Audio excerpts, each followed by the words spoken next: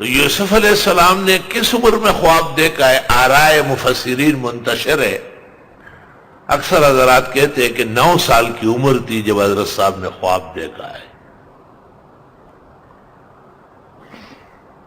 خواب حقیقت میں آنے والی زندگی کا آئینہ ہوتا ہے۔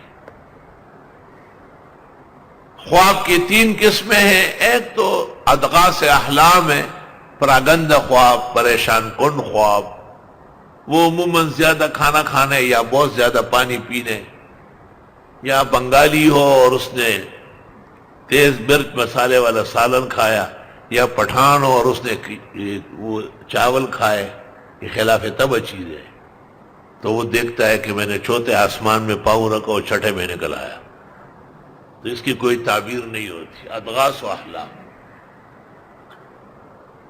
کبھی خواب جو ہے وہ انسانی پیشے سے وابستہ ہے، بھئی آپ دیکھ رہے ہیں کہ میں تفسیر میں بیٹھا ہوں تو تفسیر پڑھ رہے، یہ آپ کا کام ہے نا۔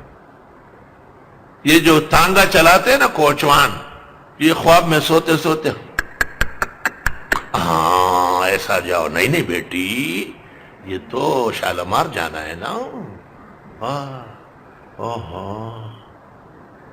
بالکل، فکر کس بقدر ہمت ہوس۔ اس لیے علماء کہتے ہیں اعمال صحیح کرو کہ آئینے میں صحیح چیزیں نظر آ جائے۔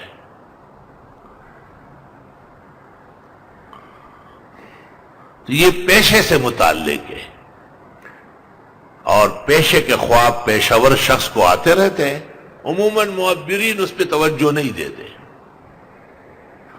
اور اضغاث احلام پراگندہ خواب بے معنی سے سمجھے جاتے ہیں، لیکن کچھ خواب ایسے ہیں جو مبشرات ہیں، حدیث میں ہے نبوت ختم ہو گئی، صرف اچھے خواب رہ گئے، اور حدیث میں ہے کہ 46واں حصہ ہے، کیونکہ 6 مہینے شروع میں خواب آئے اور 23 سال وحی آئی، تو 6 مہینے 23 کا 46 ہے۔ فتح الباری، عمدۃ القاری، ارشاد الساری، دیگر معتبرات بخاری۔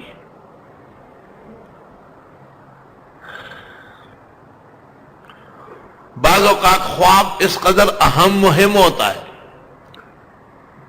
کہ اس کی تعبیر دینے کے بجائے تدبیر دینی ہوتی، جیسے ایک شخص نے خواب کے اندر ایسے مناظر دیکھے کہ معبر سمجھ گیا کہ اس پر کوئی آفت تکلیف آنے والی ہے، تو مناسب نہیں کہ آپ تعبیر دے دیں، بلکہ آپ تدبیر دیں، اور ان کو کہے کہ اللہ نے توفیق دی ہے تو گھر میں جتنے افراد ہیں ہر ایک کی طرف سے ایک گائے کاٹو۔ اگر وہ نہیں کر سکتا ہے تو آپ کہیں چلو ہر فرد کا ایک حصہ ہو، 7 حصے ایک گائے کے ہیں، یا 7 مینڈے یا 7 بکرے، جو بھی اس کی توفیق ہے۔ یہ بھی نہیں ہے تو اس کو کہے کہ اتنے رکعت نوافل پڑھو، اور آئندہ یہ خواب کسی کو نہ سناؤ۔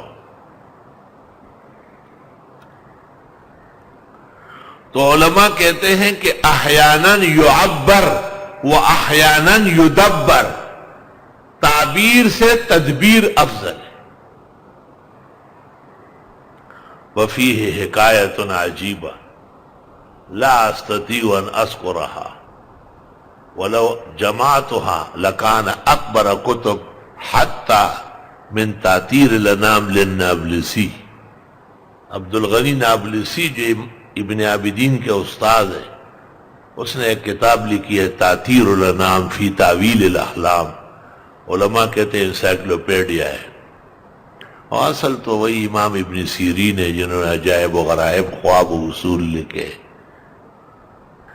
اصلاً یہ طبی مناسبت ہے جو اللہ بعض علماء کو عطا فرماتے ہیں۔ ہمارے استاد مولانا مفتی احمد الرحمن سے امام تھے رویا کے، حضرت اقدس شارح البخاری و ترمذی حضرت بنوری بھی خوابوں کے ائمہ مسلمہ مانے جاتے تھے۔